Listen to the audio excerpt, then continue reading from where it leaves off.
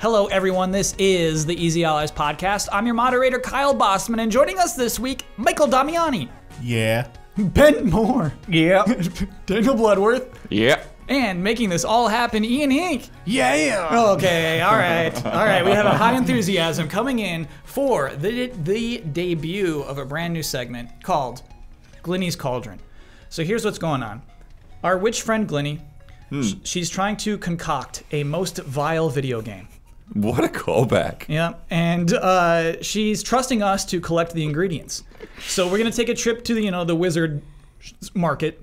Problem is we can only buy one ingredient at a time. So I'm gonna present you with two vile video game ingredients, and you have to unanimously pick which one we're gonna take home and throw in the cauldron. So from Quinn Gary, we have pressing the pause button during a cutscene skips the cutscene. Yeah, And from Professor Nanaki, there is a deep bass, oh no, every time you die. That's a good video game component, I think. Yeah. That presses the So start. to reiterate, we have one ingredient we can choose. It's either pressing the pause button during a cutscene skips the cutscene, or no. yeah, Oh, no. Yeah. every time you die. Oh no, it's too good. It's Yeah. too good. It's too That's a good thing. Yeah, You'd want in a video I think if game. Easy Allies made a game, we'd put that in. What if it's hard though? What if that happened in Bloodborne? You die in Bloodborne to a boss, and As it goes, long as oh, there's variation, like with no. Snake, like yeah, go for it. It's clearly as long as we got like at least three. maybe like the words "oh" and "no" will be it. He might have different intonations. Yeah, So that's what I mean. My perception of it is based on the way that you did the oh no, Yeah. which was amazing. And so based on that, I can't see myself getting sick of it. I just don't think it's gonna happen. So Damiani, you agree that pressing pause during a cutscene is the most vile thing we could put in our video game? Yeah.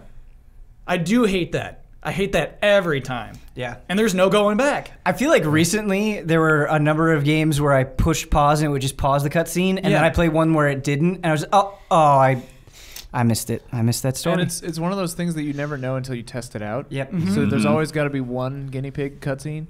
Yeah, and there's so many games who like really just want you to skip the cutscenes. Just like, you can skip this. You can skip this right now on the bottom of the screen. Okay. I hate those too. So, to Quinn Gary, we will be purchasing the ingredient of pressing the pause button during cutscenes. And Professor Nanaki, sorry, you're not getting our doubloons, but thanks for playing. It's now time for corrections. Bloodworth, begin corrections music, please. What? Begin corrections music, please. Yeah. I don't know how to do that. So. I think Jones just always does like a little slick movement. Can you give us a slick movement?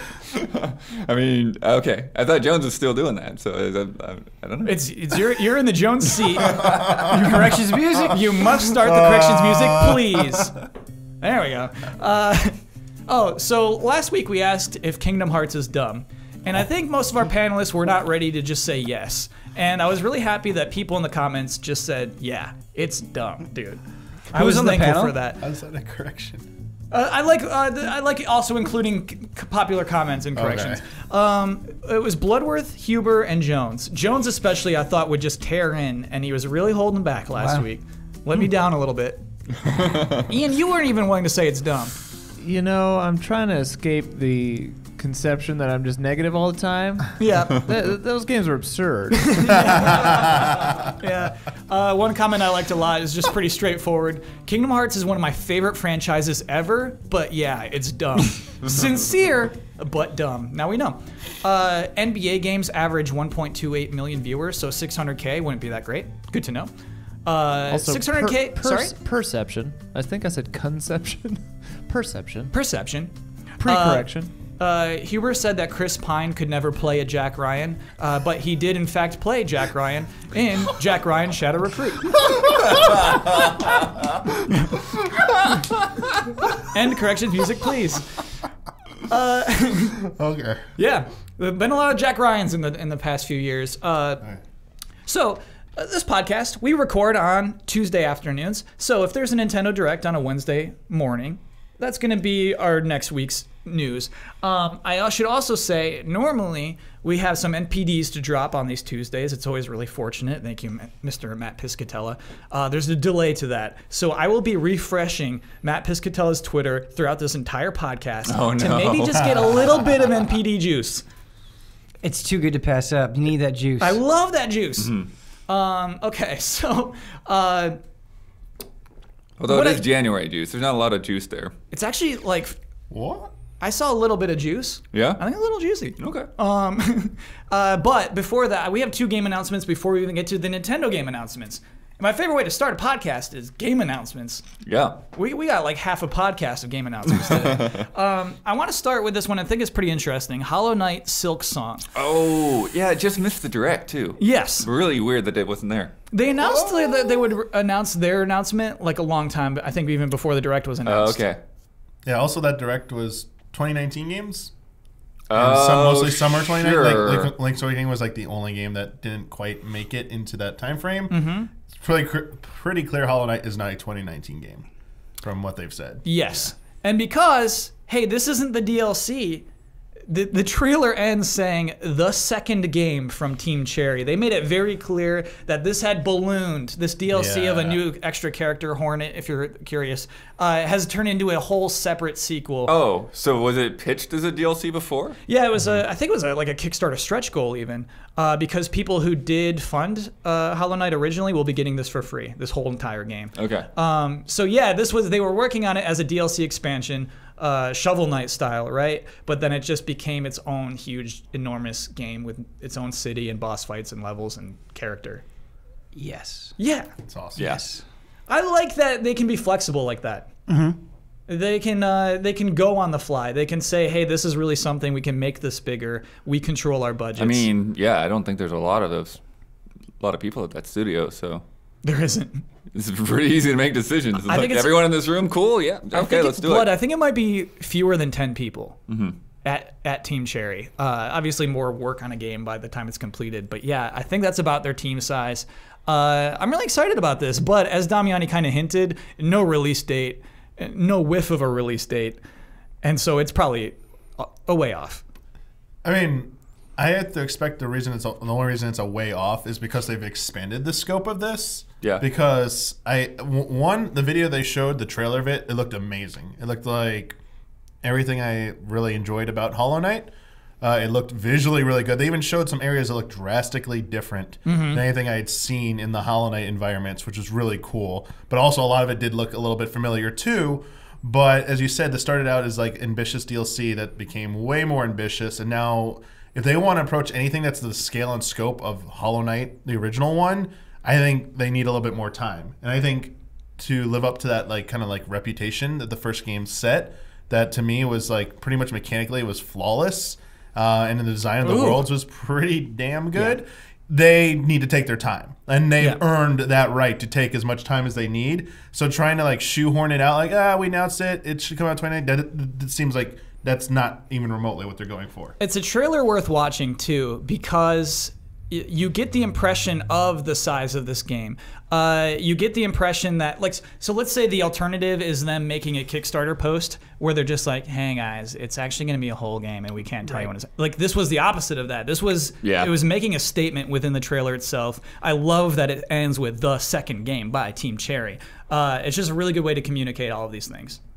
When talking about the release date, I had the same reaction when it came to Yacht Club Games and Shovel Knight, where they're like, hey, we're going to be delaying these 2 DLC things. And it's like, you've done so much for me. Take as much time as you need. I know it's going to be amazing. And like you said, the trailer really spoke for itself. And the thought that I had watching it was the things Hornet is doing, they look so good, and I can't wait to do them. And it looks substantially different than a standard encounter in Hollow Knight, and just that single fact I think is really exciting. Yeah, I would say the battles look more acrobatic. Yeah. It does look cool. It looks like fighting is like cool. And I have no doubt that it's going to be exactly that it's going to feel amazing, that it's going to look amazing. Like, I just have so much confidence in their ability to do pretty much anything with Hollow Knight. Yeah. Before we move on, I do want to make it clear, I did not mean to throw shade at the Shovel Knight team, who did just this week say, hey, Shovel Knight's delayed in a message. They have earned the right to take their time as well. Totally. This is also, they confirmed this is a PC, Mac, and Switch first game, right? Did they confirm that, I think they said. Yeah, I think so. Yeah, it's not coming. Yeah, that's all the platforms that were mentioned. I can remember. But like PS4, Xbox aren't getting it before Switch. Right. So that I think that's one of the reasons people wondered why it also wasn't in the Direct, is because console wise it's exclusive on, has a timed window on Switch. It appears. That is very interesting to me. And I wonder if that's not even something Nintendo paid for. I wonder if that's just, it makes the most sense for them. Yeah, it their just makes sales. more money on there. Oh yeah. It's probably their primary platform right now. Another game announcement that I want to just acknowledge, right? It's fun to acknowledge these things, is that we had a teaser today for Darkest Dungeon 2. What? Yeah. We had just a teaser? I didn't know Today? that. Yeah, just today. Oh man. Yep. And That's cool. Not much revealed, Ben. Not even like a gameplay screenshot, but we do know that there's going to be a sequel to Darkest Dungeon, and it's going to be in the snow. Okay. Oh, okay. Yeah. I gotta watch this. This is one of those game announcements. I don't understand that, but okay. Snow, blood. You're on a mountaintop, baby. But you're not in a dungeon if you're in the snow. Fair point.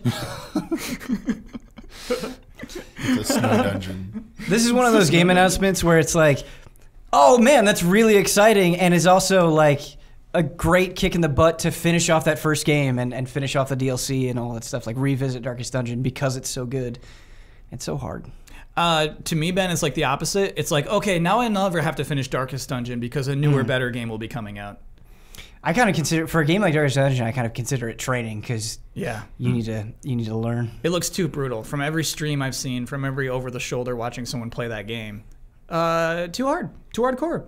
I got to manage their emotions. Yeah, there's stress. I can't imagine my own They're emotions. going insane under your control. Yeah, too brutal. Just wait until they're also freezing to death. It's gonna be so hard. You like Darkest Dungeon? It's too hard for me. I like it, but I suck at it. Yeah. I wonder if like that could be part of what they're doing with the sequel. Is like, hey, we're making this easier, but also They like it was shouldn't such do a that. huge success that I don't know if you should. Yeah. I don't know. Sometimes there's ways to make games more quote unquote accessible without actually making them like easy. What are you thinking of? Well, like now I'm thinking of like Dirt Rally 2 that I'm playing last night. You know, there's one of the things I'm thinking is like this game like it doesn't guide me, but I feel like I can pick up and play. Like a lot of racing games, like when maybe probably like the first time you picked up Gran Turismo and like you hold down the trigger and then like you just start spinning out like what's going on Every time, yes. Right, and it's like obviously I played a lot of racing games, but I feel like I can just pick this up and I can figure out, okay, what am I doing right, what am I doing wrong, and just work with it. But it's not necessarily. But it's a simple super game. hard at the same time Cool. to like I've just got to be focused constantly. If I stop paying attention to what the guy's saying, I'm gonna blow a turn and smash into a tree. So What I like about Darkest Dungeon is it is hard, but it was never obtuse to me. Like Sure. I would get brutalized, but I always understood why, and I always understood what my characters could do or the way that things were happening. Like it's very good at explaining the rules to you, and I feel like there are enough accessible games already. And B, I feel like Darkest Dungeon has had a very healthy life on It has. Twitch. Yeah, like Yeah. a lot of big time streamers have really gotten up, not only behind it, but revisit it or play the DLC or whatever it is at different points. Like it's kind of been part of the conversation, I think, since it's come out to some degree, and I think that's really cool, and I think it does kind of thrive in that space. It is an exciting game to watch, to see them just barely get through a dungeon or through a boss or whatever it is. So Darkest Dungeon, own your space. yeah.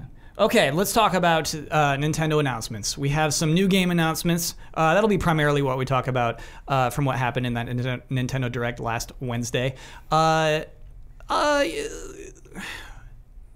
Let's rank the significance immediately. What is the biggest game announcement from that Nintendo Direct panel?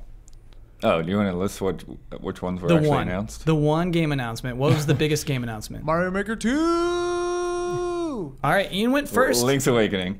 Sorry, Blood. Ian had the passion that you did not have. So let's talk about Super Mario Maker 2.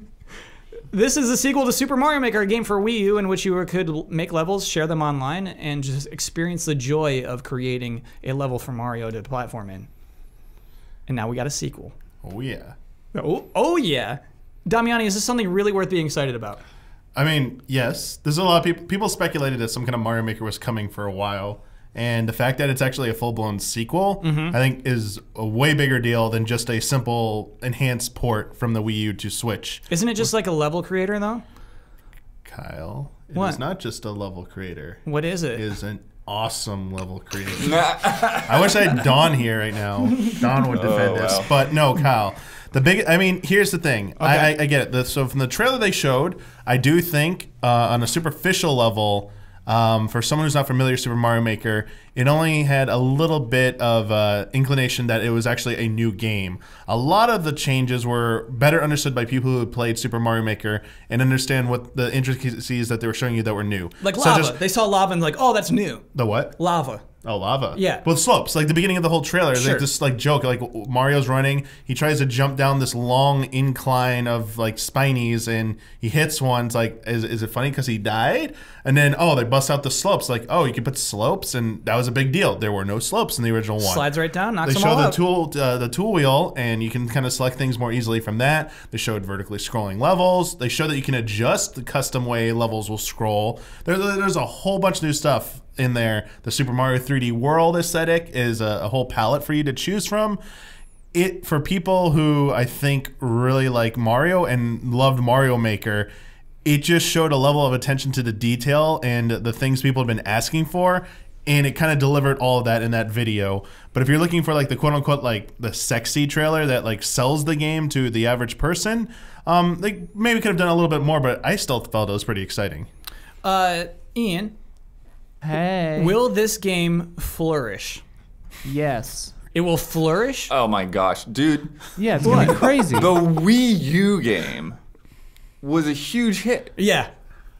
And that was like nobody had a Wii U. And again, The like Ben Switch said, like, right now, like big I on can't Twitch. imagine Yeah. what this game is gonna end up doing. The promise of infinite Mario will finally come to pass. What's great about Mario Maker is I feel like it's good no matter how you want to experience it. If you just want to play Mario and you never want to make anything, you're going to have a great time. Yeah. You want to dabble with making and playing, you're kind of an in-betweener, you're going to have a great time. If you want to go hardcore and make tons of levels, you're going to have a great time. It's just like so flexible, so well made, has such a personality to it. Just making stuff is fun because of how they present it to you. So yeah, it's good. It's going to be Kyle, crazy. You made quite a few levels. Yeah.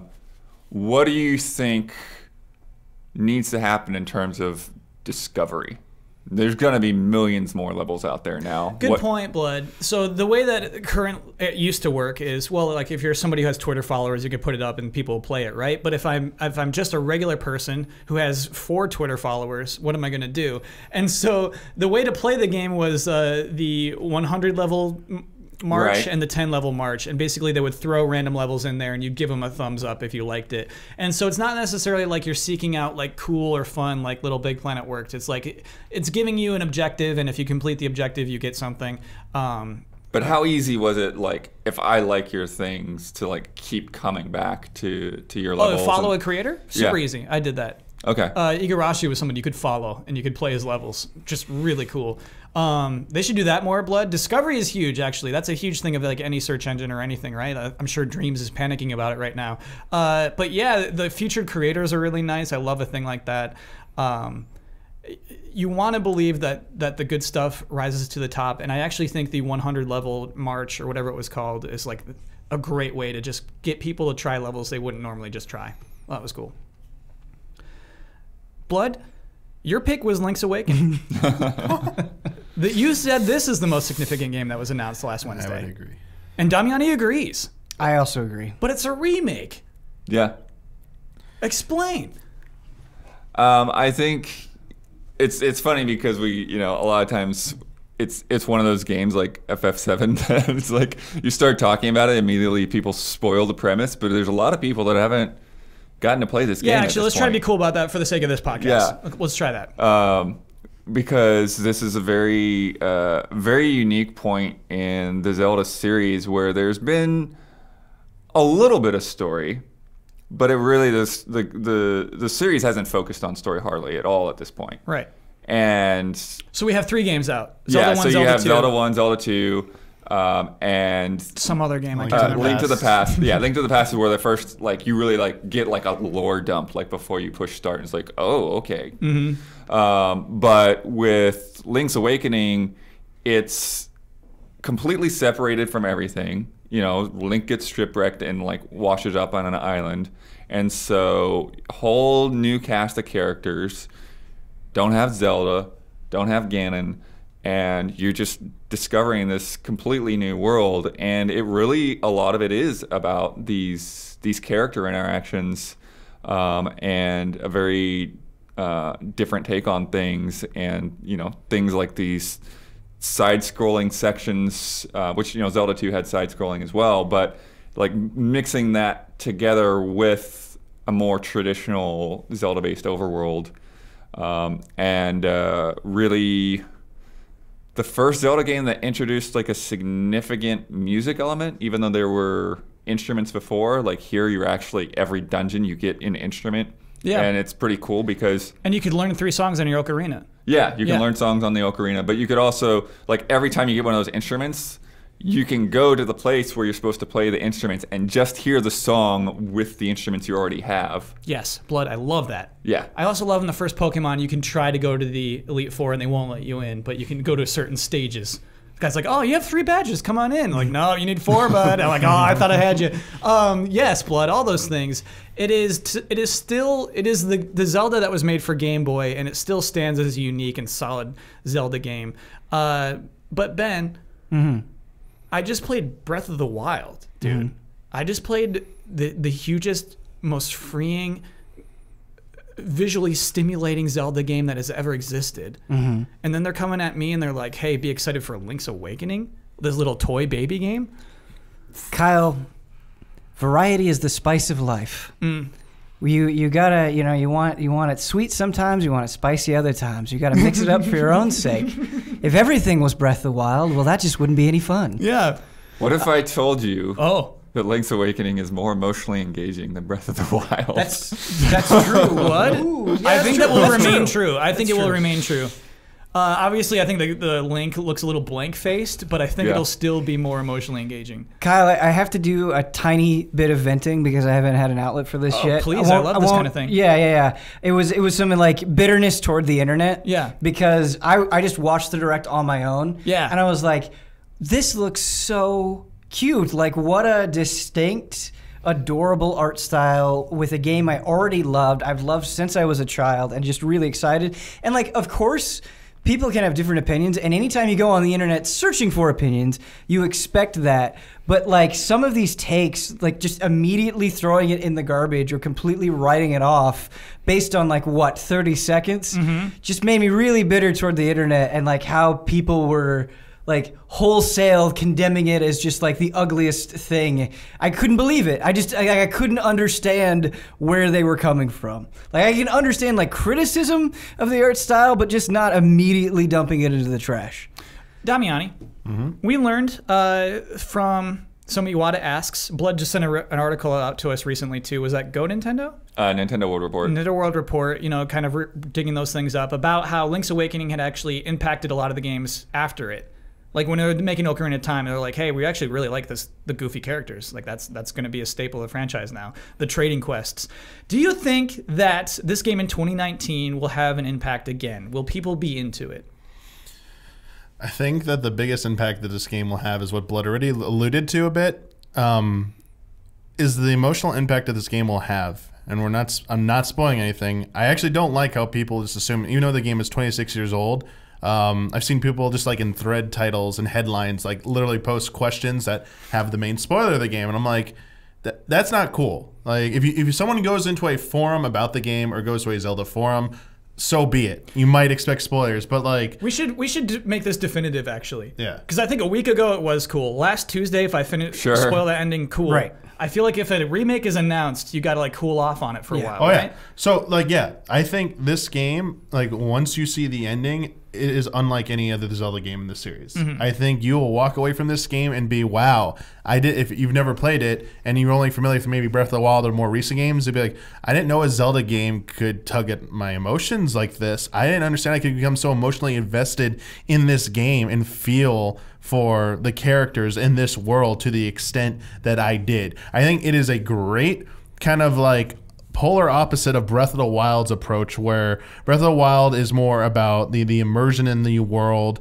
It is about interactivity with the world. There are nuggets of lore, just enough to string you along to go check out stuff, but I don't think it was crafted in a way that it had this like grand story and like a message to deliver to you through its narrative. Whereas Link's Awakening, it has completely the point of that. From the very beginning of that game, Yoshiaki Koizumi, who presented this game in Direct, is actually one of the key figures who wrote the game story. That entire intro sequence that was so different from any Zelda game before it, the storm sequence, he created that sequence. So part of it also... What do you mean he created that sequence? That was his whole thing. He did the art? Came up with the idea for it. Oh, okay. Completely came out for it and like said, we're starting the game with this. Yes.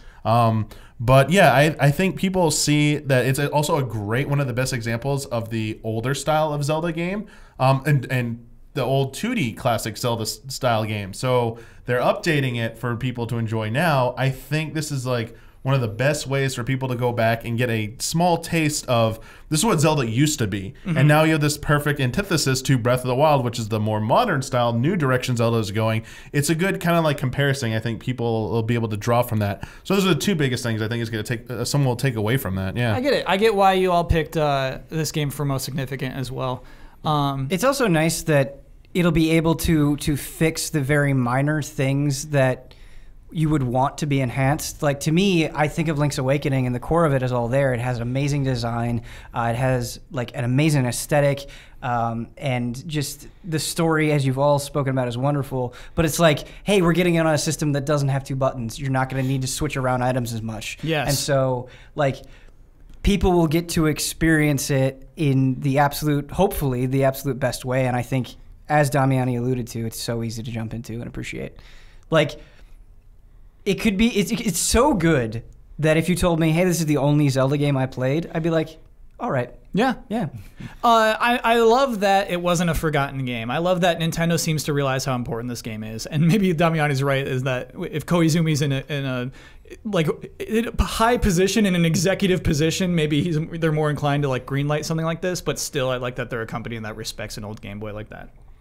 Yeah, I would also say, if anyone likes Majora's Mask and never played Link's Awakening by some chance, I think you are really going to enjoy Link's Awakening. There's a lot of similarities between the two. The creation of both games, there's a lot of similarities between them.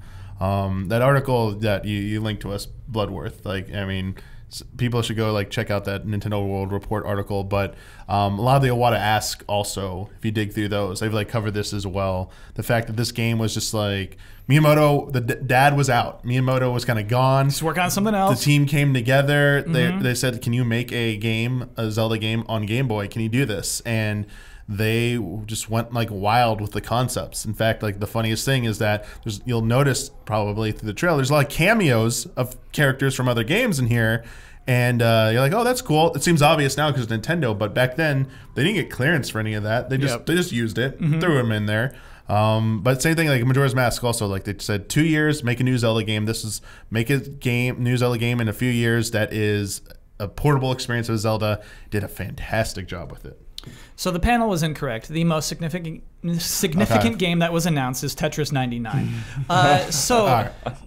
Yes. This is a Tetris game, a multiplayer Tetris game, a battle royale Tetris game that was announced and released on the same day. This is free to play to anyone who has the Nintendo Online service, and it works. It functions, and it's extremely fun. Go nuts.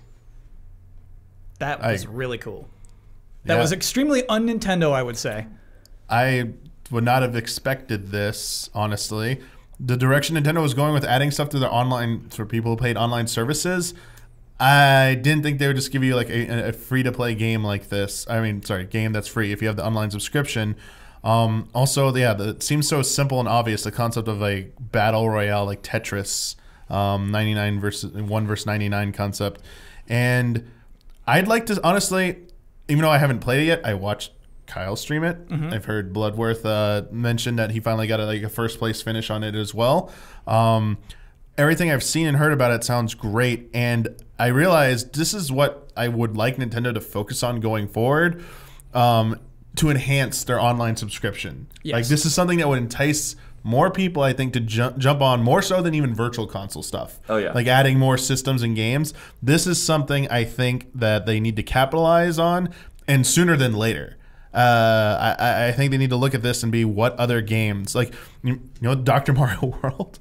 Yeah. Like that, and that's a mobile initiative, but like, heck, that was a game that, like, Dr. Mario, like Switch Online, like, there you go. I like that you touched on this. Yeah. Because, Damiani, the developer of Tetris 99 is Arika, who made a bunch of those online Dr. Mario games for Nintendo. They were probably more qualified to make this game than anyone, and I think is a big reason why this game exists. I wonder if they approach Nintendo for this more than Nintendo saying, hey, we need a Battle Royale game that's Tetris. Oh, yeah. And so I think that's interesting. They're also they made the Street Fighter EX series. That's why the studio started, and they made Fighting Layer EX, which we talked about a couple of times last year. But still, like, for Nintendo developing these puzzle online games, way cool.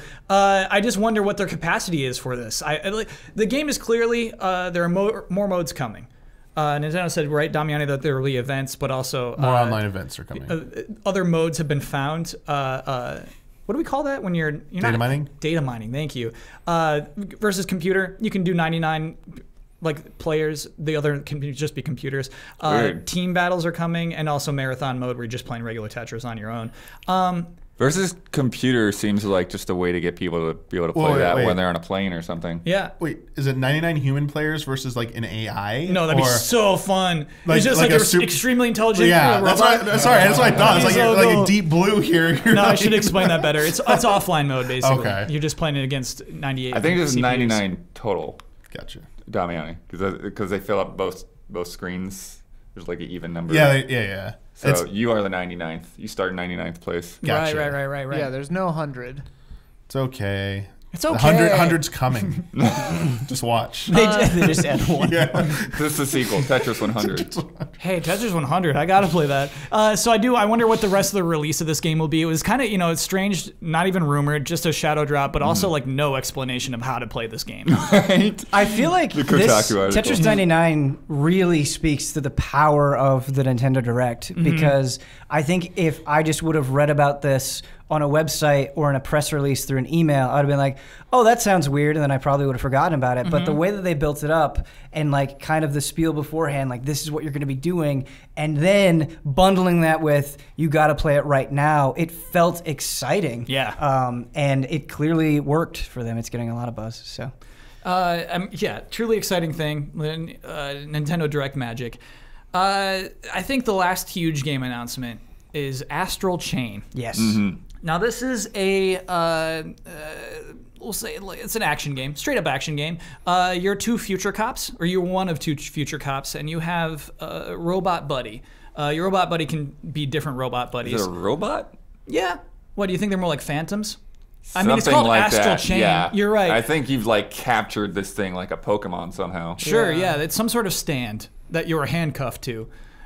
Ben's eyes lit up when I said stand. But basically in combat, it's like a second character. It looks like when you're comboing that your stand is also fighting with you. Weird announcement. Gets better where at near the end you learn this is developed by Platinum, so it gives you like some confidence in this. But also we learn that the director of this game is Takahisa Tora, who is the combat and gameplay director of Nier Automata. So now we have a lot of confidence in how this game will play. Yeah.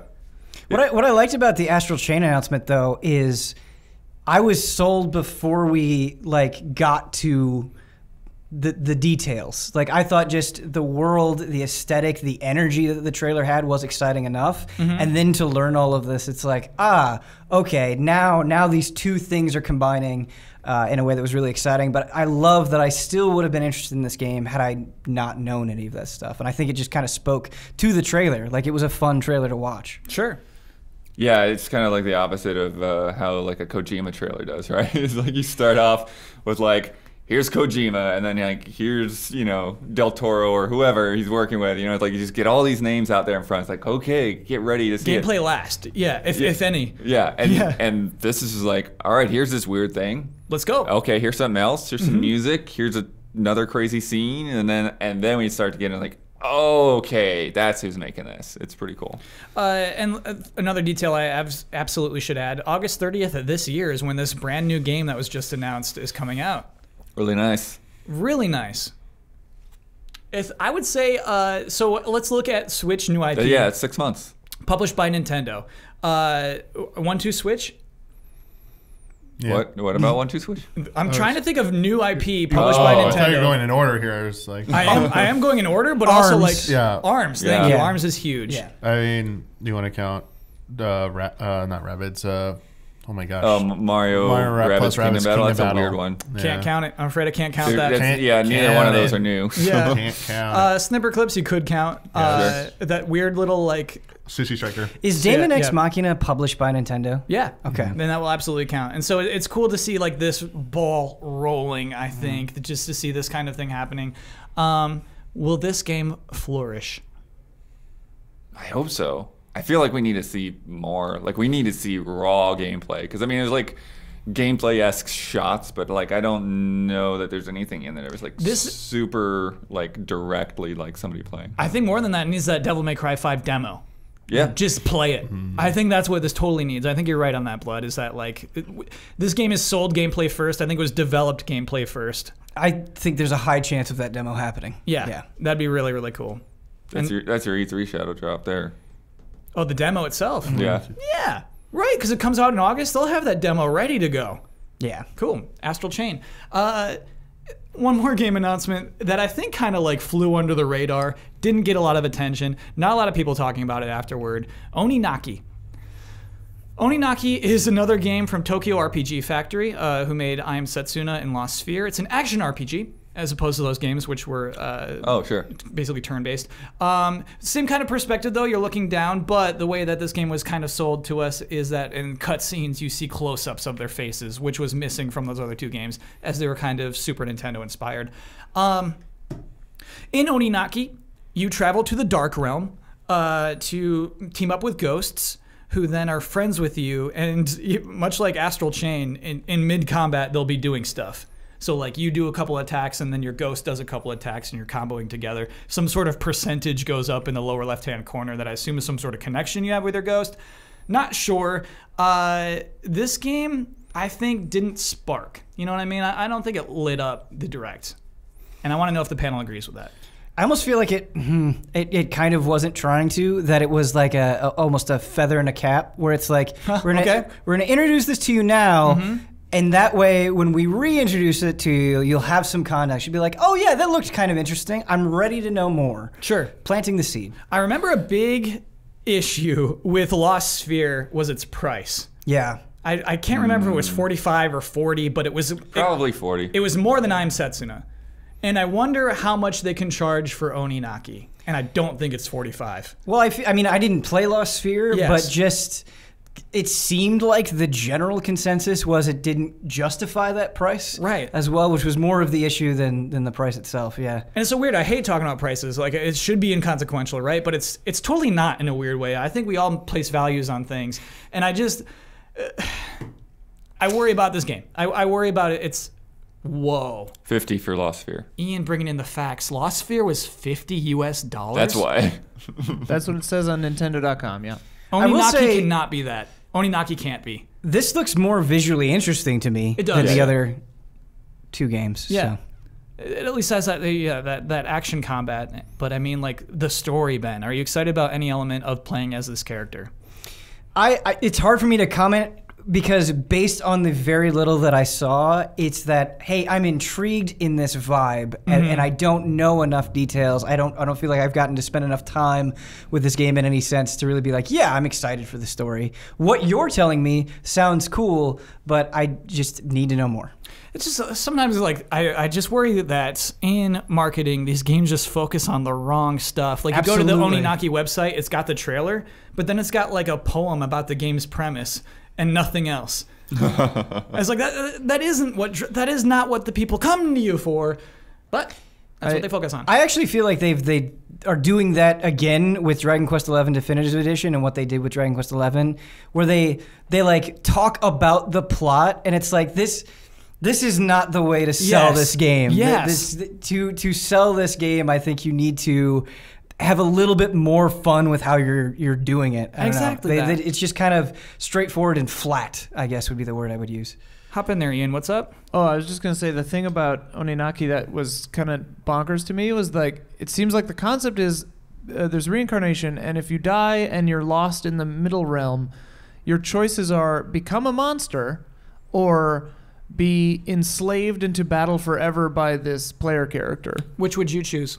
I don't know, monster, I guess. Freedom, baby. Let's say your soul could evaporate forever, or you could live on as a monster. Which would you choose? You would choose the evaporate? I would embrace the nothingness. I'd go monster, I think. Panel? Have a little fun. Have a little fun and then become nothing. Yeah, exactly. You're going to be nothing eventually. Yeah, totally. Okay. All right. I can almost hear podcast halftime coming, so we have to pick which game we're going to talk about next. It could be either Rune Factory 5, Box Boy and Box Girl, or that Tsum Tsum game. I mean, Box Boy is fascinating to me. I don't know anything about the series, but like somehow it's like gotten this own little niche following. I'm kind of mad about it, Blood. Do you know what the last Box Boy game was called? No. Bye-bye, Box Boy. Bye-bye. Bye-bye. It was supposed to be the last game. Right. And now Box Girl shows up. It even had an amiibo, Is right? Bye-bye Box Boy depressing? Is there a... Ian, we need a fact check. I need to see a Box Boy I'm pretty sure amiibo. Somehow I'm checking. There was an amiibo or something. I think something it's a celebration. Like that. Some kind of merchandise. It's a celebration of Bye-bye, Box Boy. It's not. Okay. So bye-bye, Box Boy. No. So this is, I mean, like the way you just advertise like 270 levels. Like, be excited. This game has 270 levels. You'll play as Cutie as well. And I'm like, no, that's too many. And I wonder if the appeal is I guess this is, you could call it a raw puzzle game. I don't think there's a huge platforming aspect to it. I wonder if that's just like a Sudoku book that you pick up at the grocery store, 270 puzzles. Is that like why they say 270? I mean, they said 270, but they're making the point as like the most puzzles ever in any of the entries. That's not what I want in a video game. I don't want like the most puzzles. I guess it sounds, to me, it sounds like it's trying to be comprehensive. It's that if you haven't played any of them or if you only played one of them, you jump into this, it's like you're getting more than like you've ever bargained for in the previous ones. As a new person, it's like maybe you misread that as it's everything you got before, or Ian's coming in, Damiani. Hold on a second. Sorry. Okay, yes, I'm being interrupted. There does seem to be a QB, I guess is his name. There's a Japanese-only QB amiibo where he's, just a white cube with 2 dots and some legs. We need this immediately. How does it stand? There. It's just kind of. There it is. Yep, like I knew I'd seen that before. That's it's pretty just cute. kind of, yeah. I gotta say that's a nice amiibo. If you're curious at home how it stands, it's got one of those Smash Bros. Amiibo like plastic holders, like a tube of translucent plastic that's keeping it upright.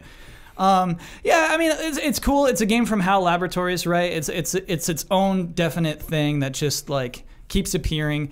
I think you're going too hard on the 270 puzzles. I mean, it going all hard comes on down that. to how you present it. If it's a couple of minutes for each level, that could be fine. And Ben, I'm also like mad about Box Girl, like Box Boy being a box with 2 eyes. Sure, the bow's bow, getting you. dude. Yeah. The bow and the Kyle, I thought the same thing when I saw it. I was like, come on, man.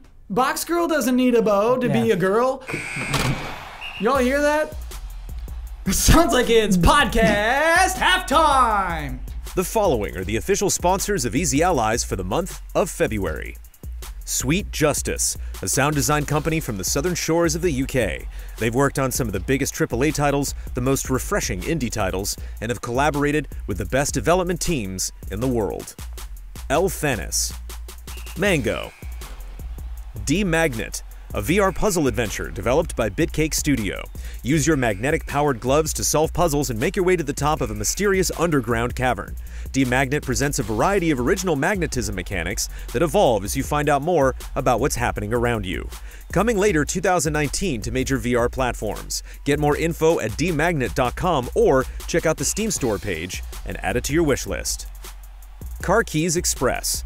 iKeyless.com is now CarKeysExpress.com/store. They continue to offer replacement car keys for less than the dealership and remain proud sponsors of Easy Allies. Use the coupon code EasyA at checkout for free shipping and 10% off of your order. The Hashcast. Do you miss GT Live? Well, so did the Hashtagonist. To fill the hole in his heart, he took what he loved from GT Live and created his own show. The Hashcast is a weekly podcast with guests way cooler and way more interesting than the Hashtagonist himself. Professionals from the gaming, movie, and tech industry share their stories to provide you with some unique insight on their careers, their passions, and why they love doing what they do. Of course, there's also a healthy dose of shenanigans and wholesome heart-to-heart discussions. Check out the recent episode with Ian Hank to get a taste for what the show has to offer, and if you like it, feel free to smash that subscribe button. Hogue Law, business law firm. Whether you're starting a business at level 1, stuck fighting the dreaded fundraising boss, or finally cashing out with a well-earned high score, you need a good business lawyer at your side. And now, that good business lawyer has a new YouTube series. Like Help Us Out Hogue, Virtual Legality is all about Hogue discussing the news of the day in the law and business of video games. Kyle Bossman calls it well-researched and comprehensive, much unlike the Easy Allies podcast. Check out Virtual Legality at youtube.com/HOEG Law. Children's Miracle Network. More than 10 million kids enter a children's hospital across North America every year. To provide the best care for kids, children's hospitals rely on donations and community support. Since 1983, Children's Miracle Network Hospitals has helped fill those funding gaps by raising more than $5 billion, most of it $1 at a time. Its various fundraising partners and programs support the nonprofit's mission to save and improve the lives of as many children as possible. The link to donate is in the description. And our mega sponsor, FantasyCritic.games. Fantasy Critic is a new site where video gaming meets fantasy football. Grab your friends, create a league, and face off as you predict what the year's top-rated video games will be. Just like fantasy football, you'll hold a draft and stock your roster with the hottest up-and-coming titles. At the end of the year, the player with the best lineup of games based on review scores courtesy of OpenCritic.com will be crowned the winner. Think you know what games will come out on top? Head to FantasyCritic.games now and play for free forever. Also check out their Twitter and subreddit to follow news about upcoming features. All of these links are available in the description. Thank you to our sponsors. Thank you, Bloodworth. That was great. I wonder if I should have talked about this at the top of the podcast, but to me, I don't know if this rumor is as juicy as this rumor sounds. Talking about Scalebound. Talking about this rumor that popped up. Okay. That Nintendo is reviving Scalebound. Mm-hmm. That game that Microsoft was going to publish. Platinum was developing that game. We saw it for a couple of years at E3. Disappeared at the beginning of 2017? 2016, I think, actually. Let's take this step by step, because I feel like you, as the listener, deserve to be on top of this, and maybe why I'm not like way into it. So, Kind of Funny Games Daily. It's a daily podcast where you can listen to people talk about video games. Pretty good. On the February 13th episode, Game Informer's Imran Khan was there, and at some point, he was willing to get like a little juicy. He was willing to say like, hey, here's a direct quote. There's a game that's thought to be dead that Nintendo's reviving, and it is not one that people would expect. It was very much a title that was dead and buried, very officially canceled. I've heard enough about this game. I've heard enough about this game that he's almost sure that it exists again. He's almost sure. I guess I pulled that from another article. Anyway, I've heard about this enough about the game that I'm almost sure it exists again. So that's the juiciest kind of rumor. This open-ended rumor, a dead game, Nintendo reviving a dead game. He wasn't sure enough to. Oh, that's why I pulled that. Okay, so sorry. I pulled Sorry, I pulled that from Nintendo Insider. We'll get to that eventually. Actually, so Imran said, "Hey, I don't have enough sources on this to publish this article myself. I'm just talking on a podcast, right?" He's like, I can't say for sure that this is happening. I haven't written my own article on Game Informer about this yet because I don't know. Okay. So then a few days later, after we're all like, whoa, look at it. Is it Mega Man Legends 3? It is. It's for sure Mega Man Legends 3. What else could it be? Then Nintendo Insider on February 18th said, hey, it's Scalebound. I have multiple sources. I feel very confident that this is the game that's being talked about, that Nintendo is, in fact, reviving Scalebound.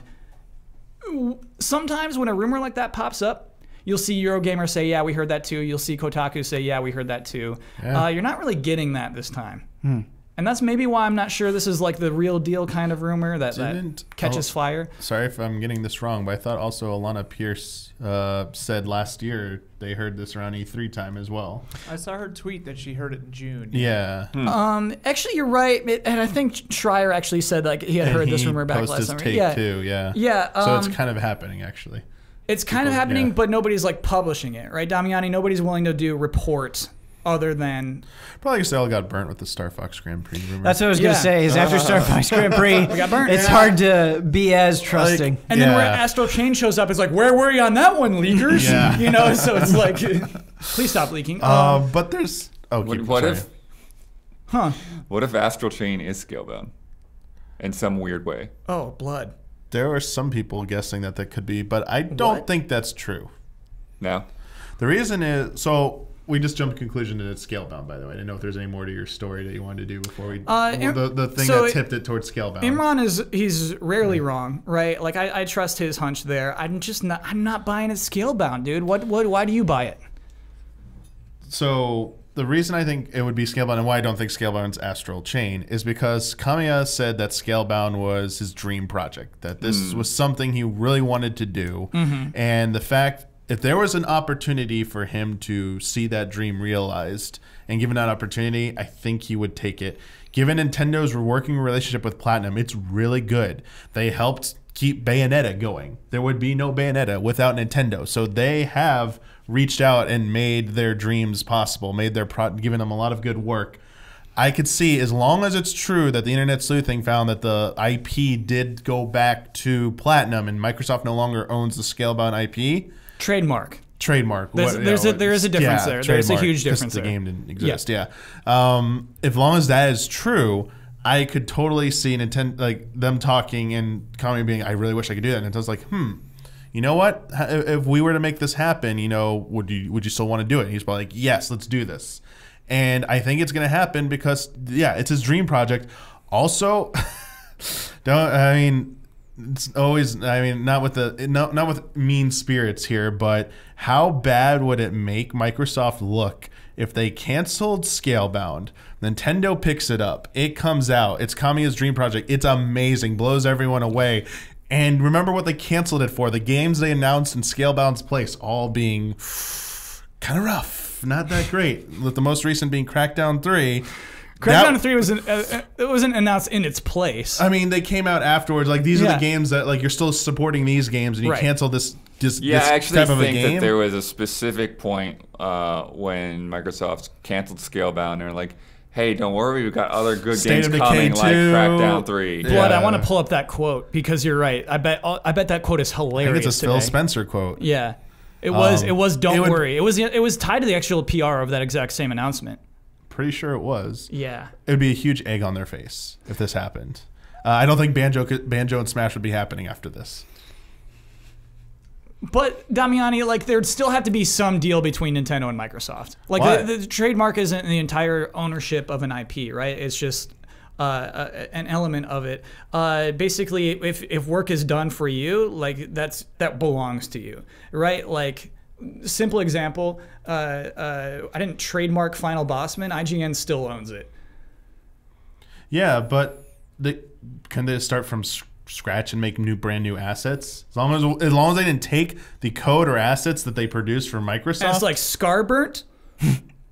I thought the trademark is Scalebound. They can still call it Scalebound. Yeah, I guess. Ian has the quote. I want to hear this. You're killing it today, and so now we go over to Ian. Well, this is not the quote directly from the stage, but it's from the Polygon article. A representative, a spokesperson from Microsoft said the following. After careful deliberation, Microsoft Studios has come to the decision to end production for Scalebound. We're working hard to deliver an amazing lineup of games for our fans this year, including Halo Wars 2, Crackdown 3, State of Decay 2, Sea of Thieves, and other great experiences. This was from January 9th, 2017. So it was the beginning of 2017 they canceled that. Crazy. Hey, you know what? Sea of Thieves, can't hate it on anymore. Can't do it. I can't muster it.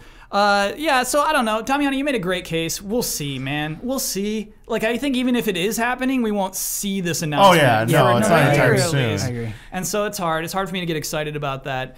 But also, it's hard for me to get excited about Scalebound. Hey, that's your dream game, but like I never got it, man. There's two sides of that, man. There's the side that Microsoft saw it and said probably like they argue it didn't look like it was a good state. We don't believe in this project. Yeah. But there's the other argument, the other side where it's Kamiya had a vision for a game. Microsoft kept forcing them to do stuff that they didn't want to do, and both like they probably said like they probably just said screw this. You know, it could have been they said no, we don't want to do this anymore for you. We're out or something, or you know, who knows? We don't know the story. There's two sides to every story with that.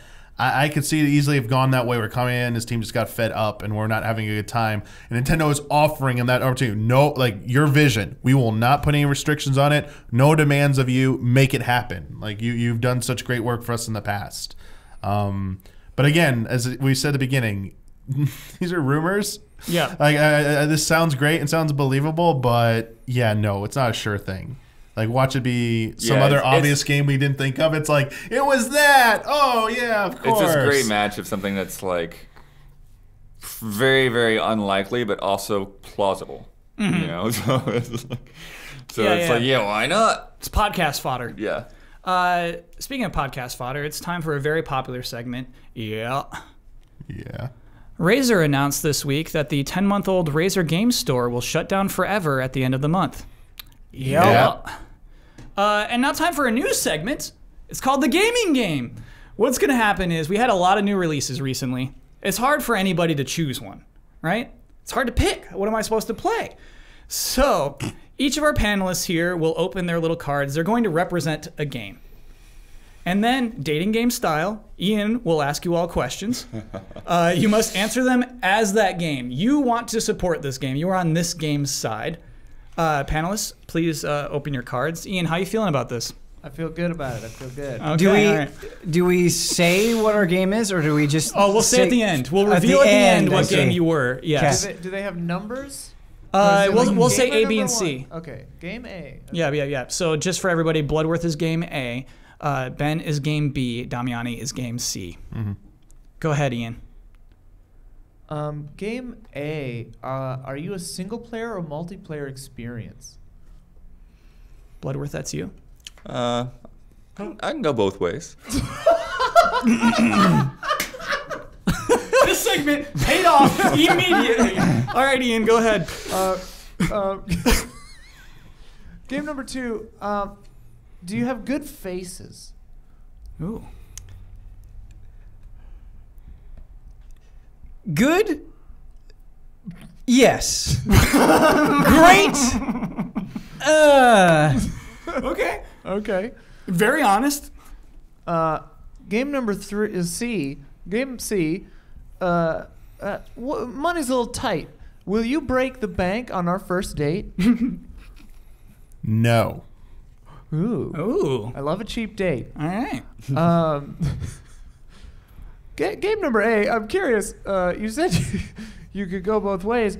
How else might you shock and titillate me? Fair question. Open-ended. I like that too.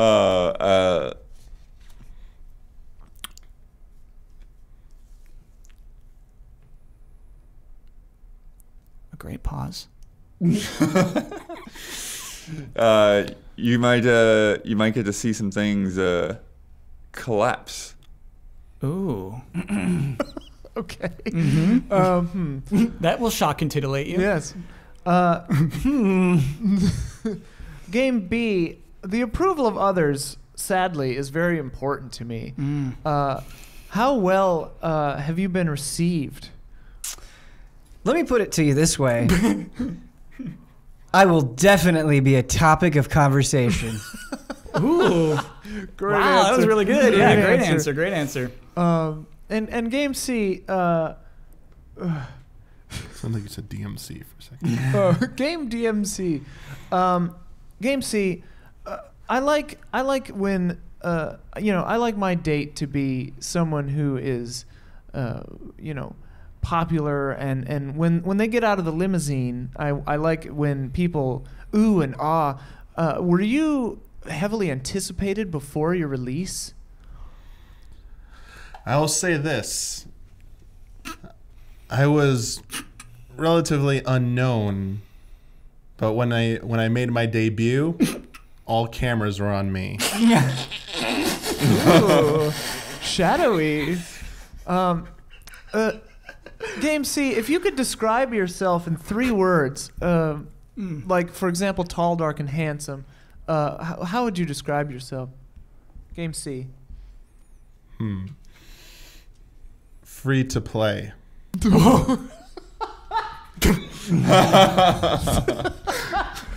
Kyle, I believe I've made my decision. Okay, all right. So before you all right, tell us who you're picking. Game C. Okay, so before we reveal who Game C is, Bloodworth, what is your game? Wait, should I guess first? Oh yeah, let's see if you can guess. Actually, My guess for Bloodworth is Crackdown 3. Yeah. you are. Yes, Bloodworth was in fact Crackdown 3. I think that Ben might be Jump Force. No. Oh, no, okay. I can see why you would say that. And then I think Damiani is Apex Legends.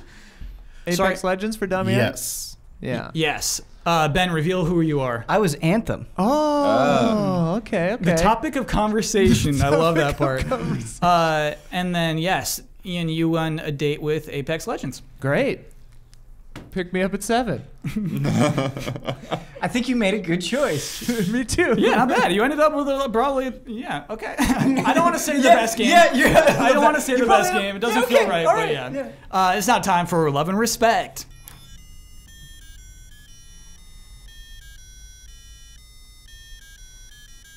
Love and respect. Ooh, yeah, we got to do this one. This is a big, chunky one. I'm going to have to reduce this, but if you want to Step back from that ledge, man.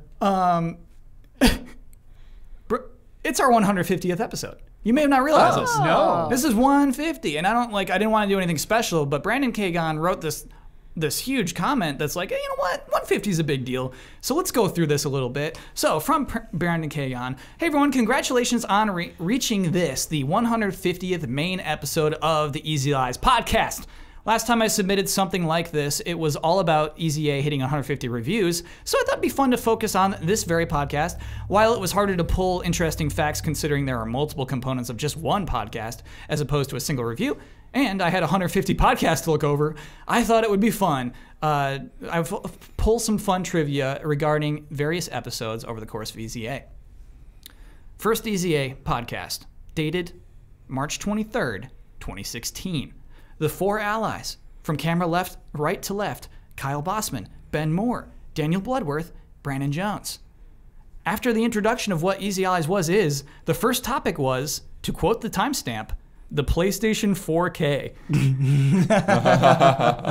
Lifetime ago. And then the follow-up topic to that was Nintendo to end Wii U production. Man. And then we had a Wii U funeral stream. That was actually really fun. I didn't realize that was like early Easy A. It's cool. Longest podcast was June 7th, 2017.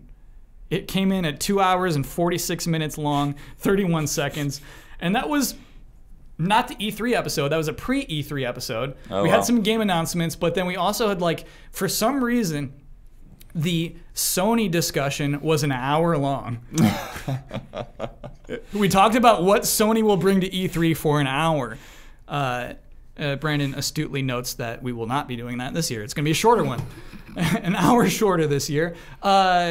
Shortest podcast came in at 59 minutes, 52 seconds. That's podcast from November 9th, 2016. Pretty proud of that. It's not too short.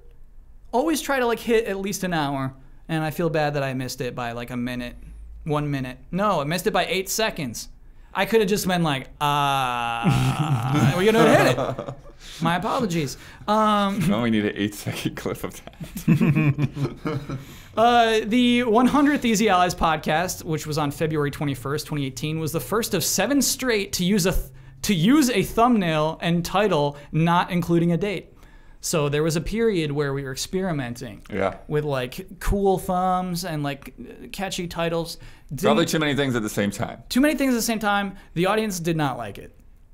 And I remember comments at the time just like, oh, he gives up after 3 weeks. It was 7 weeks. 7 weeks of diminishing returns. People were abandoning the podcast. They didn't know how to find it. They just like it nice and simple for this podcast. I mean, we have like space background now, but yeah, it's like, it's, you know what I say about this audience is that they just like things plain and simple. They don't like anything like weird, obtuse. They don't like stupid jokes. They just like things nice and easy, baby.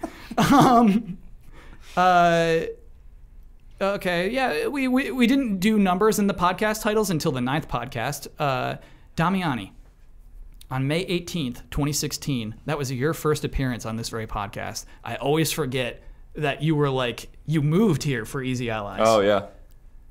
That like you weren't there in that initial first stream, but then you like showed up and you're like, hi, I'm here, everybody. I'm an Easy Ally. And everybody was like, clearly. What? That was a gag. What was the gag? The gag, yeah, we were just thinking. You all told me to just like show up and act like. That was. And it worked, I think. We're big fans of that style. Gags? Yeah, of just being like. Skits, bits, and scripted comedy stuff. Yeah. Just not acknowledging that it's a big deal. I worked so hard on my Pro Strats Only Please scripts. Is that a bit? That in fact is a bit. Speaking of first appearances, the Easy Allies podcast lone guest has been Game Informer's Ben Hansen, who appeared on number 103 on March 14th, 2018. Only time I've ever had a guest. And what a guest, though. Yeah. I don't know how it could be topped. He actually brought a game. That was fun. Let's just have him back again. Podcast number 46 ties. Oh, we have a record for the most love and respect submissions in an episode. It's 6. We did it twice in episode 46 and then 65. Haven't gotten close since. I'm lucky if I can get 2 in these days. Let's pull one more fun fact. Oh, this one's kind of funny. It's the number of openings that this podcast has had. So it's apparently 7. Now I thought maybe I'm wrong in remembering this. What, like bits or? No, the opening like, okay, welcome everybody. Here's our panel, and now it's time to play blank. Okay, got it. Yeah. So the opening segment. I thought for a while we did Beastie Boys raps. We did. This is not in Brandon's records. I remember very vividly. I think it was part of Easy Allies podcast. Yeah, it was. It was part of Easy Allies podcast. Ben remembers it vividly, in fact. Yes. Not part of this historical record, so I think there's actually been 8. I think that was the first one, and I think that was very short-lived. I think we did it 2 or 3 times. We could not handle it. Yes. Ben, to me, it's like, it kind of gives me confidence in that I know I can never do worse. I can never have a worse idea than that. But that one, I think, kind of shown in its badness. You know, like sometimes badness can be entertaining. Right.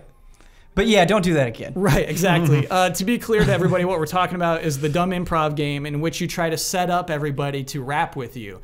So you're like, oh, yeah, that was Easy Allies. My favorite candy's gummy bears, you know, and then we all try to rhyme with bears. Like, just not a right way to start a podcast. I understand why Brandon tried to erase that from history. Oh, wait, no, that's not what I was thinking. Brandon's just like the protector of this podcast. What was it when we did Kick Some Cheese Tonight? That was GT time. That was, we each come up with one word for a catchphrase. Okay. We took one turn taking a word. And I think you said cheese? Yeah. Yeah, I like that. Yeah. I don't want to. Okay, so then word of the day we did for a while. That started on episode number 10. Then we did Prove It Ticket on episode number 19. And this was just, I asked the panel to come up with a number 1 through 10, and then the person who's closest got the Prove It Ticket. Do you remember that? No. It was like, it was another, like, word of the day was fun at first, but then, like, people just stopped doing it. We just, like, Ian was really good at word of the day, but most of the time we just forgot about the word by the end of the podcast. Oh, yeah, I remember that. Same happened with Prove It Ticket. Eventually we just kind of stopped using it. So then we started goals on episode 47. Those lasted until episode 100. We did goals for a long time. People still say I miss goals. And what I didn't reveal to them is that the panelists did not like coming up with goals. It'd be like time to start the podcast. I'm like, ready for goals, everybody? And it'd be like another 30 of like staring at the ceiling and then like, okay, I'm good, I got one. It's fun for a time, fun for 53 episodes. Then started And For That Reason on episode 100, and that one only lasted 8 episodes. We went 8 episodes of And For That Reason, which I thought we did way more of. Yeah. Only And one For That got Reason a is one of my spin-off favorites, show, I think. Yeah, and I I think like that that was one. it, Ian. I think the spin-off made it so we're just like, we're not Yeah. going to do it in the podcast anymore. We're going to make it its own series. Check out patreon.com/easy-allies if you want to see that series. So yeah, and then on 108, we started doing the objective, which was basically goals that were from patrons, but the goals were fake and you could never really actually do the objective. It was always just a silly goof.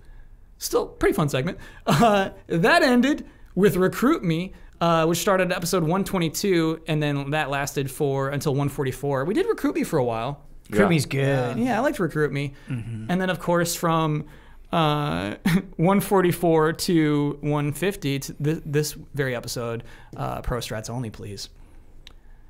Very short-lived segment. Brandon called it the shortest lived, but no, in fact, Beastie Boys rap was the shortest lived opening segment. And then Glenny's Cauldron, I'm probably going to do this for probably like 90. I can see this one lasting for maybe 90 episodes. Brandon has many more facts. We got to move on because like I want to cover more Love and Respects, but thank you for like digging in. That's so many great. interesting things that have happened in this podcast. Man, when you said only 7, I was like, that's 8. I was like, that's far too few. But yeah, I forgot how long we did some of those. Man. Goals. I can't believe we did goals for as long as So we did. long. Over 50 episodes? Give me a break. You know what? Let's get a little saucy. That's a little saucy. Dear Easy A's, Tetris 99 has been dominating my life since last week, but it has highlighted one of the main issues with the Nintendo Switch: the crummy D-pad on the Pro Controller. Almost 1 out of 10 times it reads my inputs incorrectly, making games where precise directional input is important like Tetris borderline unplayable. I switched to the Joy-Con Clip, but wasn't really a fan of that D-pad just being separate buttons. I went out and bought an 8-bit DOE SN30 Pro, and it's been smooth sailing so far. Anyway, looking up this issue with the Pro Controller online, and it seems like newer controllers still have the problem. I find this baffling. This has been a well-known issue since launch, but Nintendo has done next to nothing to address it. If Sony can get flack for not having crossplay, something that they never advertised to begin with, then why does Nintendo not get more flack for selling a faulty product for almost 2 years? LNR, Peter. Have you heard of the Xbox 360 controller?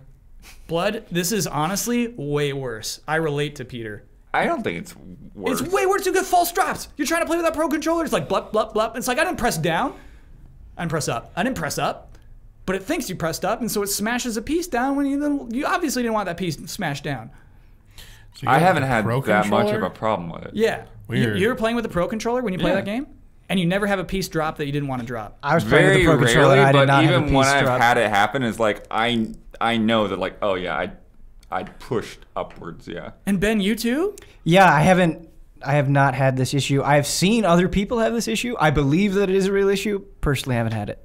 I thought you were talking about the Joy-Con thing. The left like the buttons that aren't like an actual D-pad. That's a problem. Like, Yeah, that's I mean, like horrific. that was a stupid design decision, so they could both be controllers, right? So Right. they Yeah. work Kyle, together. were you Yeah. using a around launch time Pro Controller? Yeah, I was, in fact, yeah. Okay.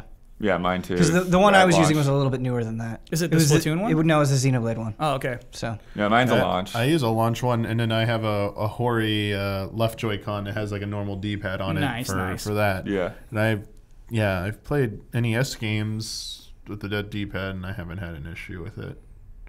You all sound crazy to me right now. I swear I thought this was about the left Joy-Con, which I was totally on board. It's like it's weird that they would have an alternative left Joy-Con. I would prefer that it was a more traditional design of a D-pad, but I haven't had those kind of issues the way that like the Xbox 360 would just be constant. You would get false inputs from the 360? The 360 D-pad, yeah, because it was just a rocket. It's also hard to like just do like the direction you meant to do too. Yeah, I did. That was a bad D-pad as well. Yeah. It's just Nintendo is the best in the biz when it comes to D-pads. Yeah, I don't know why they did their Xbox D-pad the way One they is did. But at the same time, like you're saying, like in practice, like in theory, okay, I don't like the design of this D-pad. In practice, I don't have that much of a problem with it. So, Okay. I don't know. Damiani, you have those Nintendo Online NES controllers, right? Yeah, those are replica NES controllers. But you can only use those? them with the NES stuff. Oh, I thought you could use it on anything. They work on the system, so I haven't actually tried them in any other games. I know that you can move around the system firmware and navigate through there with them. I think those would be great for Tetris 99, probably. If they work somehow, for sure. Yeah, you wouldn't be able to select your opponents. You need that. Panel, that's why I like doing this thing. I thought it was like an issue that everyone hated and I was ready to rail against it, but clearly like it might just be me and Peter. I still like the Pro Controller. It's still good for games where I need to left it makes me one of those weird things where like it has to do with like how exactly you are comfortable holding a controller or the size of your hands or just like where your thumbs end up resting, you know. I feel like I've seen other people complain about this, so I doubt it's just you guys. Yeah, I thought I saw a headline today about Tetris 99 and Nintendo Switch D-pad, but I didn't read it. I assumed it was like the Joy-Con, but if it's the Pro Controller D-pad, and maybe there is something, and maybe it's unique to Tetris 99 for some reason. And it's weird. I actually like the button D-pad for Tetris. It is extremely precise. You know, you like click, click, click, click, click. Oh, for the Yeah. I actually don't mind it for that. This is a cute game. Let's play this. Hi, Alice. Here's a simple game for you. You will hear the name of a PSN trophy and 3 options for which games it's from. Pick the right one. Okay, first trophy is called Mui Mui's Charm. Is that from Patapon, Loco Roco, or Ho-Hokum? I'll do Loco Roco. That is correct, Damiani. Wow. The trophy is, here's a prize from Mui Mui for completing World 1. Huh? Okay, it's going to get harder. Okay. Did somebody call the Wambulance? Is that from Grand Theft Auto Vice City, Cell Damage HD, or Twisted Metal PS3? Cell Damage. Grand Theft Auto Vice City. Oh, really? Which must be the remaster, right? For it to have trophies? Yeah. Well, does the PS2 version support trophies? No, dude. What do you? Well, wait, no. Yeah, when they do the PS2 on PS4, they do yes, have it trophies. does. Yes. So that's what that because is. Rogue Galaxy had trophies. Very yes. sneaky. You get that for completing the paramedic mission in level 12. 8,000 Reasons to Kick Butt. Is that from Spyro, Year of the Dragon, Knack, or Sly Cooper, Band of Thieves? I'm just going to HD? say Knack. Sly Cooper? No, it's Spyro. Wow. Spyro 1 or Spyro Year of the Dragon, the third one. Okay, I didn't get that trophy. Midnight Mountain, Get Revenge on Moneybags. That's a good one. So I'm assuming he's like, give me 8,000 gems, and then you like kick his butt. Yeah, that makes sense. Yeah. I forgot they did that in the third one. In the second one, you hate him the whole time, and he kind of gets away with it. So it's kind of fun in the third one. I think if you just give me Knack The as an second option, one, he I'm gonna doesn't pick get away Knack. with it. The second one? I thought the second one, Moneybags doesn't get away with it either. Pretty sure. Does like Ripto chase him or something? Man, I cannot remember. It just beat it. Bweep, bweep, bweep. Is that from Prototype 2, Ratchet and Clank, or Infamous Second Son? Ratchet and Clank. Infamous Second Son. There we go. It is. Yeah. Blood, I'm positive you had this one too. Collect half of the blast shards. Yeah, I mean, Infamous and Infamous Second Son were like the first 2 platinums. I don't even have that many more platinums after that. So you got the platinum in Infamous Second Son. He Cool. loves blast shards. So Blood, tell me what the bleeps would actually sound like in the game. I couldn't remember at this point. Oh, okay. Yeah, that was a long time ago now. Oh, this is very funny. All right, it starts with an ellipsis. I did it for the trophy. Is that from Dead or Alive Extreme 3, Yakuza 0, or Cartoon Network Battle Crashers? Yakuza? Cartoon Network. It is from Yakuza. Ben, what do you think you have to do to get this trophy? Something naughty. You have to watch a sexy video. So I thought. How do I watch a sexy video in Yakuza 0? You can go and you can. Oh, there's a video Yeah, stored.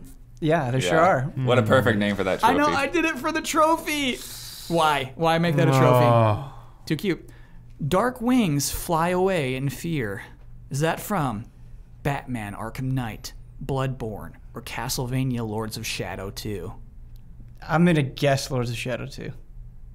That is Bloodborne? wrong. It's Batman. Oh, Batman seemed too obvious. Man, we're bad at this game. It's not Bloodborne for sure. Arkham Knight, all of the description says, what is the Cloudburst? So I guess if you figure out what the Cloudburst is, you get that trophy. Thanks, Johan. Is that from Goat Simulator, Unravel, or What Remains of Edith Finch? Unravel? Edith Finch? Edith Finch. Nice. Really? You get that for seeing Johan's name in the ending credits. Oh. Oh. That's a nice. You know what? That's a nice trophy. Final one. Immortal Photobomb. Is that from Gravity Rush Remastered, Final Fantasy 15, or Fatal Frame 3: The Tormented? Final Fantasy 15? Gravity Rush. 15. Do you know what it's for, Damiani? I got all the trophies. Is that When you take photos, one of the characters will sometimes randomly appear in them. Do you know her Right. name, Bloodworth?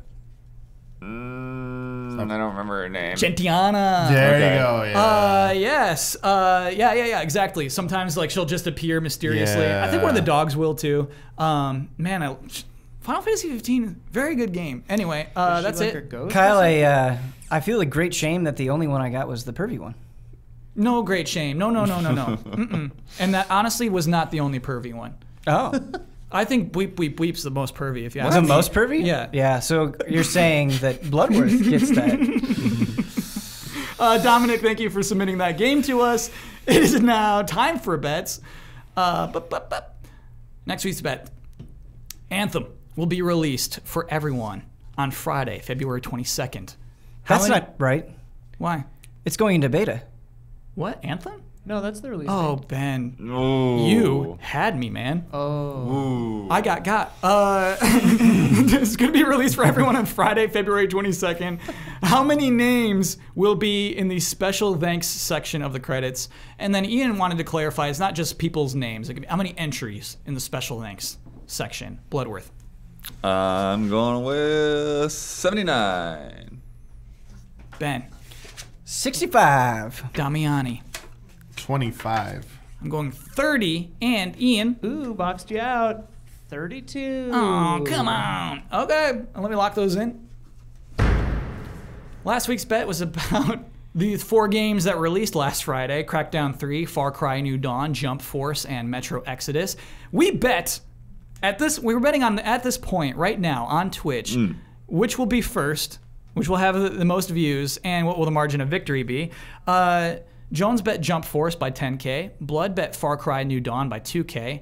Huber said Crackdown 3 by 3.3K. Nope, just 3K. I said Jump Force by 18K. Ian said Jump Force by 1 by technicality. And right now I'm going to refresh Twitch. Because, hey, anything could happen, right? Yeah. Yeah. So let's see what's first. Apex Legends with 250. Again, Brad would have won that bet even a week later. It's crazy. That game has momentum. Though I think a Twitch rival's still happening, still regardless. People are watching that game. Hey, Anthem's got 13.7K right now. That's pretty good. And number 1 among those 4 games, Metro Exodus. Yeah. With 9.5K. And nobody bet deserves that. it. Nobody bet it. We didn't take into account, Kyle, What? the people that are like, I'm not buying that game on Epic Store. Then they're gonna just watch it on Twitch. You think there's there probably are 9,000 people. Yeah, fair enough. Far Cry New Someone Dawn. might have said that, actually. I thought we mentioned that. Did we? I thought so. They're like, people are going to watch maybe it. I just forgot. None of us bet on it. Not a single one. We had 5 people betting. Nobody went with Metro. Far Cry New Dawn was second with 7.2K. If you're curious, oh boy, I'm going deep now. Oh no. How deep do I have to go? For what? For Jump Force and for Crackdown 3. Oh no. I'm going deep. We're beneath Ocarina of Time right now. I'm going deeper. We're beneath Heroes of the Storm right now. There it is. Jump Force has 1.2K. Nice. And then Crackdown 3. Where are you, bud? I know you're coming up, buddy. Crackdown 3 is beneath Dark Souls, beneath Hollow Knight. Come on, Crackdown 3. Come on, buddy. We're beneath Quake champions. Come on, Crackdown 3. We're beneath the Division 1? Yes. Oh boy. Did I just miss it? Or is that unpopular? Crackdown 3, 227 viewers. Oh my god. Wow. Ian, thank you for cutting the chase there. How could what? No one wants to watch that. There's like a stigma, right? There's no game has 227 viewers, right? I don't know. Sometimes I'll be the only person playing a game. I also wonder if it's like, hey, all these came out at the same time. I can't stream all of them. I've heard the best things about Metro. I'm going to pick that one. Yeah, I mean, right. It is the best reviewed of the bunch for sure. I was surprised how low Far Cry reviews are. I wonder if that game will still sell well. You know what? I never bet against anime. If we're doing bets, first rule number 1 is never bet against anime. Yeah, good rule for life. Jump Force sank. I kind of want to. We're wrapping up this podcast. Put a pin in this one, everyone, if you want to hear this discussion. To me, it's insane that the announcement of Jump Force was like a way bigger deal than the actual playing of this game. Yeah. Do you remember, I think it was one of the reasons cited why Microsoft won E3 last year. It was like Jump Force, you know what I mean? It's like, but they announced a horrible game. That was a horrible game announcement. But during E3, we don't care about that. We're hype driven, right? You're at your most optimistic. Yeah. All right. We'll discuss that at a later time. So nobody won the bet. I don't want to give anybody a point.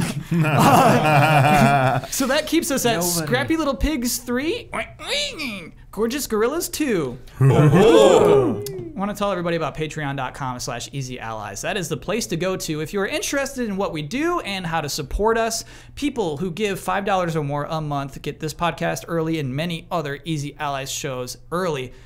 For instance, right here, you get this podcast on Wednesdays as opposed to Fridays. Before we sign off, I'll do one last refresh of Matt Piscatella's Twitter. And no, the NPDs are still not public. No juice. No juice. Look forward to those on next week's podcast. Probably in the second half. But hey, I know that it is not Matt Piscatella's fault. You know what I mean? I know it's just some other outside factor. I wish he would tell me which sold more in its first year between Crash and Spyro, because I feel like I got cheated. I feel like I won that bet against Hubert. But nobody can confirm still which sold more in its first year. Okay. So what we'll do is we'll have a draft for the responsibilities at the end of the podcast. Ian, which responsibility do you want? Oh, geez. I don't know. Come to me last, I guess. All right. So Damiani, since you won the gaming game, which responsibility do you want? I will recommend a video. Okay. Ben, which would you like? I'll do the sign off. Okay. Bloodworth? On to Twitter. All right. So Ian, you get the final word. Oh, boy. Okay. So Blood, let's hear your Twitter handle. It's at dbloodworth2. Damiani? You should check out the top 10 composers video that we all put together and edited brilliantly by Ian Hink. Yeah. Probably one amazing edit. Yeah. Thanks, Damian. Yeah. Sunset. It began and ended with it. Yeah. Ian, final word. I didn't really disagree with anything. Reiterate something then. Go ahead and check out that top 10 composers video. Counts.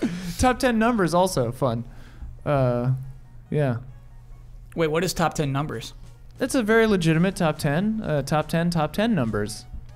You know. Check it out. Okay. I'm intrigued. Ben, your trademark sign off. Sophie, who we miss, is our supreme ruler.